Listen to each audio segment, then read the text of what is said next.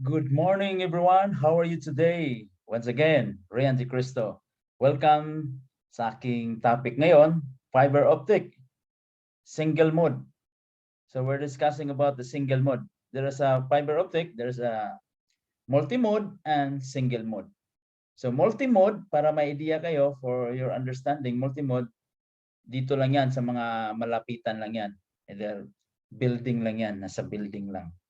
So different location, but hindi siya malayuan inside the building. Okay, pag single mode naman, this is for long distance installation of our fiber optic cable. So we're discussing about the construction, how to do the construction and installations, and then you need to inspect and do the testing as well. Okay, guys, let's start.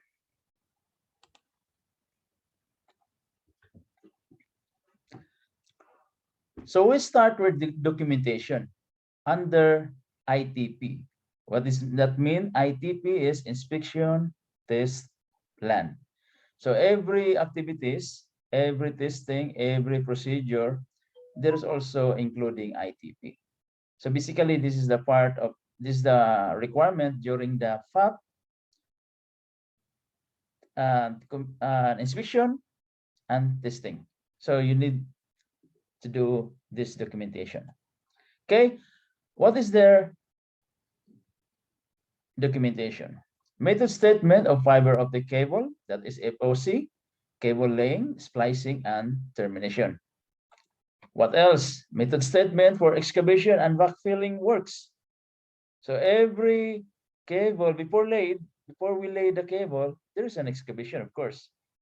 That's why in the construction, if your project involved only telecommunication, fiber optic, or any activities related to the telecommunication, that's include of civil works if there is a long installation because they need to excavate that one.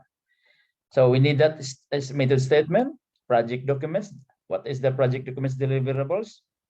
So there's a lot of requirements for that. There's civil and instrumentation, electrical, and telecommunication. So let's say layout, let's say interconnection drawing. This is part of the deliverables. So data sheets, drawings, topographic survey, and then testing approved procedures, etc. This is all your documentation requirement. And of course, the calibration test certificate of your equipment. So material receiving. So when the factory acceptance test approved and tested, and then you have a material receiving inspection. Receiving materials inspection, compliance, storage, preservation of your cable, so etc. This should be checked. You need to check this through, for example, they have a contractor, subcontractor. So you need to verify this in their warehouse. So based on the material receiving, that is basing on your factory acceptance test. And then this is all your procedure as well. You read your procedure and everything must be followed. And then visual inspection of the cable drum prior for installation. Of course, you need to do the verification. How many drums arrive? Is that correct? Fiber, either 4 fiber, 24 fiber, or 48 fibers. Okay, and maybe 96 fiber. So you need to check this one. And then after that, you do also the OTDR test for your material receiving inspection. So splicing of fiber optic cable laying, termination and testing. So fiber optic drum testing prior to laying of the installation. That is our OTDR test.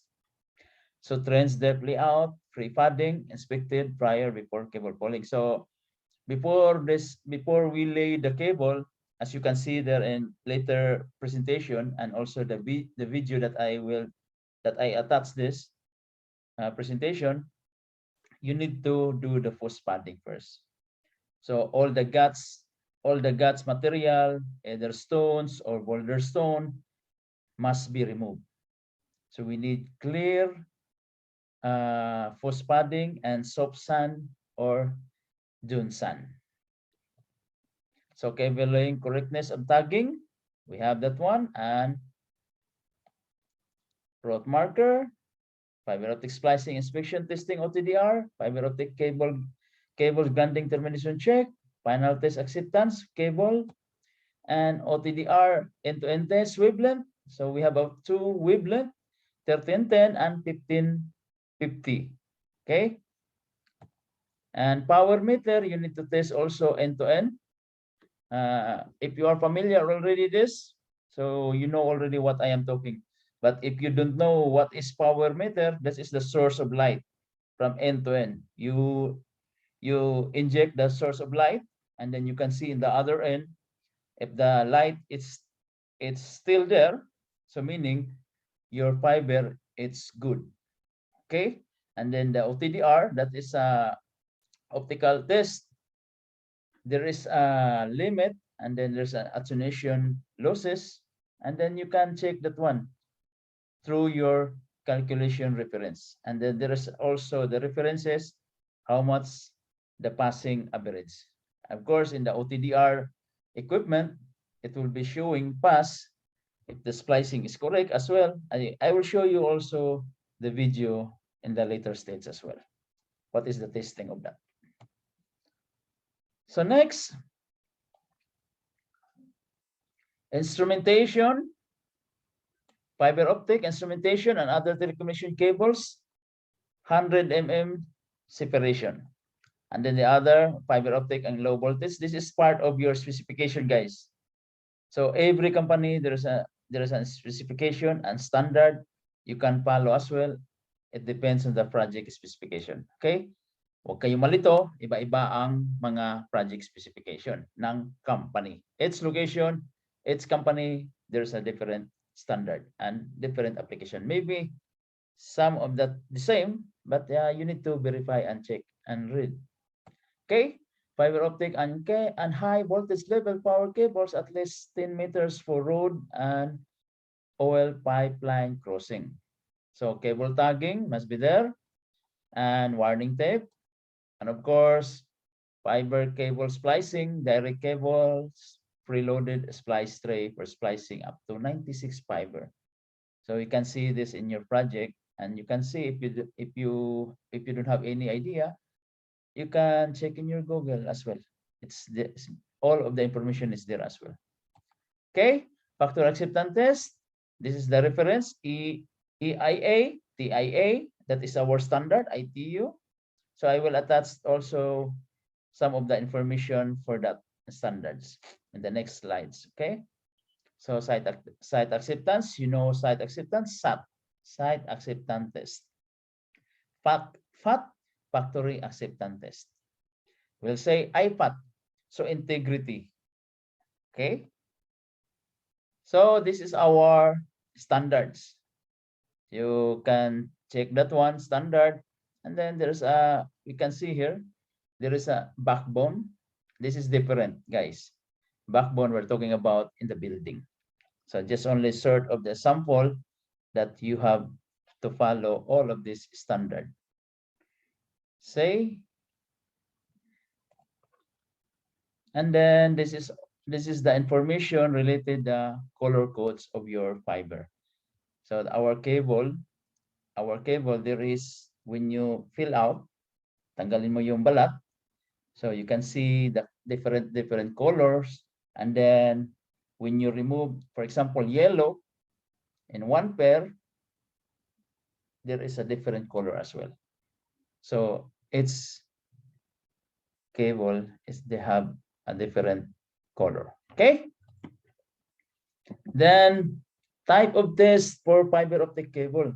So kasama yan sa factory acceptance test na requirement. So meron tayong factory acceptance test procedures. This is part of your test procedure during FAT. Okay, tensile performance, And then during the testing, you will see all of this testing in the factory. Okay, crash test, impact test, stripping force stability, repeated bending, torsion, flexing, kink, bend, impact test, compound flow, cut through resistance, bleeding and evaporation, bending under tension. So sa ngayon, wala akong picture diyan. Actually, meron akong picture diyan during my testing. Hindi ko lang na-attach dito, papakita ko sa inyo sana. Pero anyway, that is part of your testing. So cable coiling performance, temperature cycling, water penetration, under cable resistance, and tube kinking, marking cable. So tingnan mo yung cable, tama ba? And attenuation test. So this is a sort of type of fiber optic cable testing during FAB. So meaning, this is all pass and approved. So hindi na masyado problema dahil dun sa site, okay na siya. Pagdating, site acceptance lang. Okay? So next guys, optical test fiber. So test on manufactured length of unit before laid. So maximum, this is the tolerance. This is reference to your specification as well. And the design, you can put this 0.36 dB per kilometer. It depends on your project as well. So maximum 0.25 dB per kilometer. So it depends on your project as well. So that is reference only. Okay. Attenuation test for all fiber optic cables, scores from both ends and insertions loss. Completed cable, its fiber optic. So wavelength 1310 and 1550 nanometer. Okay. So I will attach the video, that one. So I will give you this information. This is the delivery of our fiber optic drum. So 24F single mode. This is the model. Okay. And then how many meters? Length 4,000. And then the length, the width, all of that. So that's a sort of example during our delivery of the drum. So guys, this is the fiber optic cable installation. So during the installation of the cable, this must be straight run.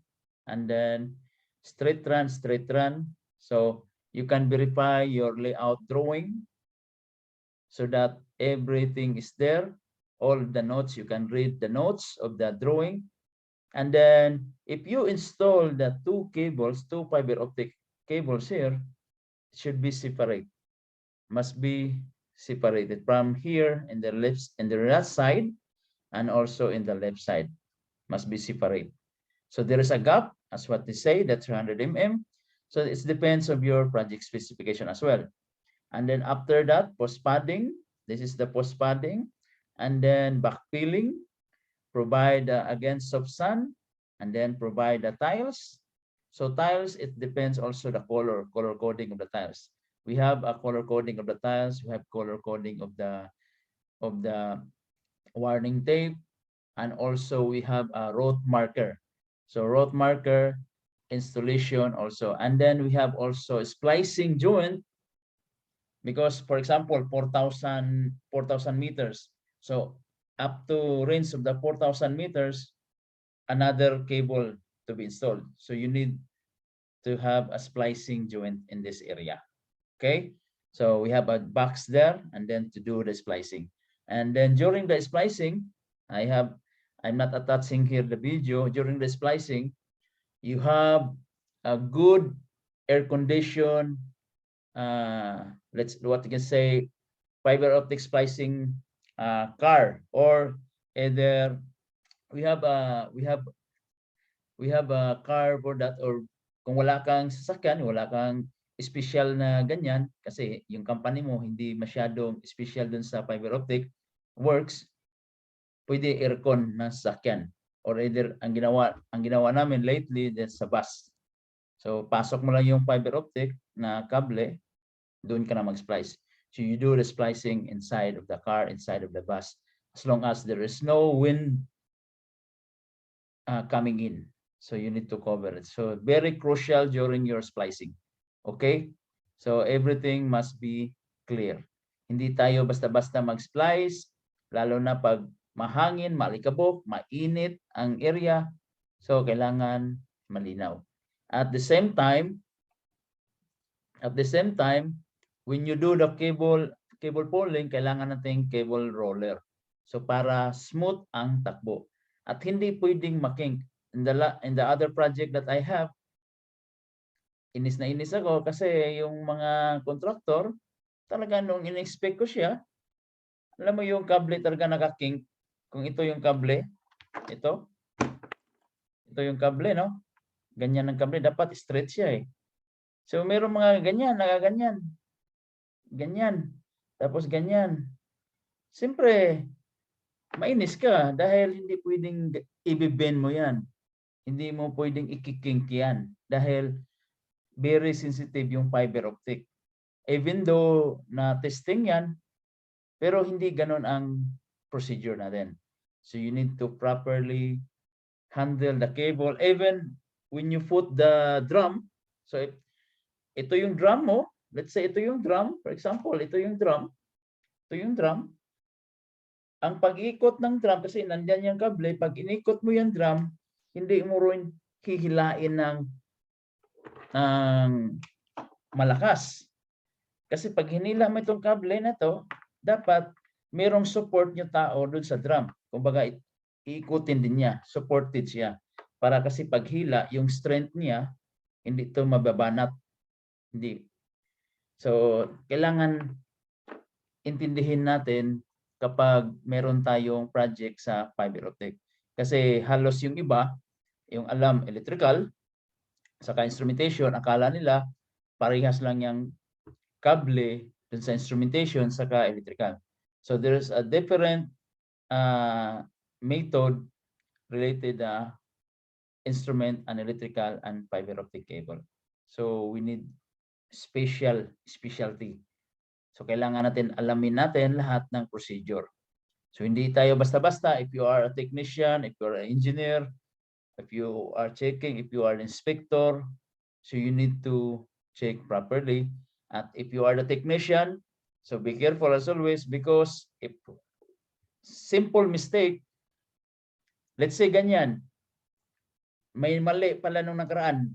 So na-kink, na-bend o ano, tapos tinago nyo. So nung tinago nyo, in-inspect, maganda na siya. Pero mahalata pa rin yan kasi may kink eh. Kung talagang 100% verification, kaya talagang dalawa kasi yung project na yan, yung isang project talaga inis na ako, dahil ganun talaga yung kable. Ngayon, bakpilan, pag magkaroon ng problema ng OTDR testing, failed. So hukayin mo yung area na yan. Let's say ito, nagkaroon ng failed. So sa testing, how many kilometers? Let's say failed. O 3,000 meter. So pupuntahan mo yan, ihukayin mo para mag-splicing ka dyan, para ayusin mo. Ang masaklap dito, kapag ang taas niyan, kung mayroong mga instruments saka power. Kasi usually, pag mag-install ka, kung walang ibang source, walang ibang choice, so ito yung trends mo, so ito yung trends, papatungan mo yan dito, ito yung fiber optic mo, so papatungan mo yan ng another post padding, cable tile, para sa instrument na naman, dito na naman. So the same procedure, post padding, backpeeling, tiles and warning tape, and then dito naman yung power cable mo. E paano mo hukayin yan dito? Pahirapan ng hukay niyan. So kailangan we need to be very careful about our fiber optic lead installation. So that's why I'm very strict in this kind of inspection. Okay? So I will give you an example, guys. Sa isang location na mo, meron kaming may tubig diyan nung hinukay, nagkaroon siya ng tubig. Siguro kumbaga kung sa atin tubod ba? Kung sa Bisaya pa nagtubod ang tubig. So pag hinukay mo, meron palang stagnant na tubig. So ngayon, para maproteksyonan yung kable mo, kailangan maglagay ka ng pipe, sealant mo, tapos lagyan mo pa ng tape 3M para sale talaga. At the same time, ang civil merong proposal na meron silang ilalagay diyan na ipapatong nila, tapos lalagyan nila para containment, hindi talaga masisira. So that's how the fiber optic works. Okay, so now I will show you the video. So the fiber optic, here's how the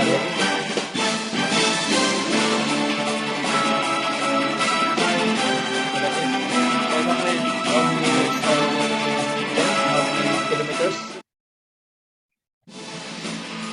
And that is different location.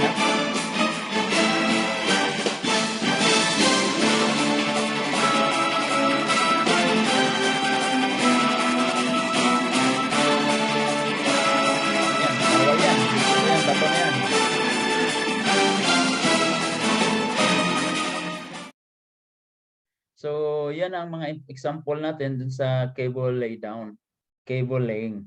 So, ito naman dun sa OTDR testing natin, ito yung mga ginagawa para ma-test yung fiber.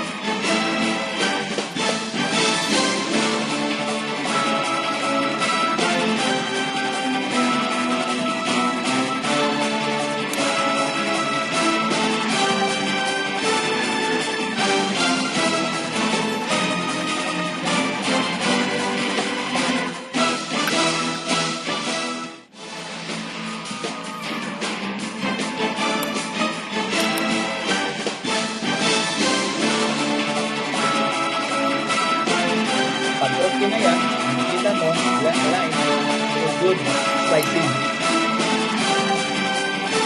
Ay, walang error.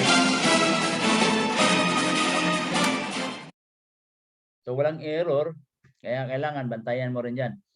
Mag-i-error yan pag during sa splicing, pag alikabok na, kaya meron tayong alcohol. Nililinis natin yan. Yan ang equipment.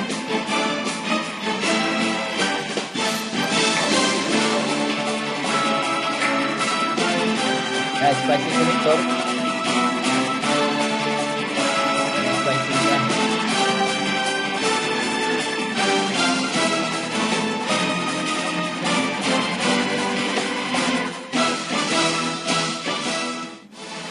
Yan ang wire, di ba? Tapos pag pinisil mo pa yung wire, yun pa yung fiber.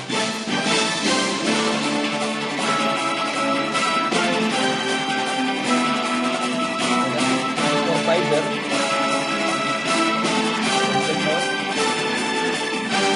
Kemudian 4 fiber at 48 fiber.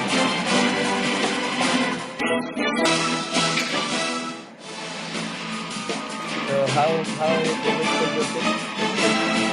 So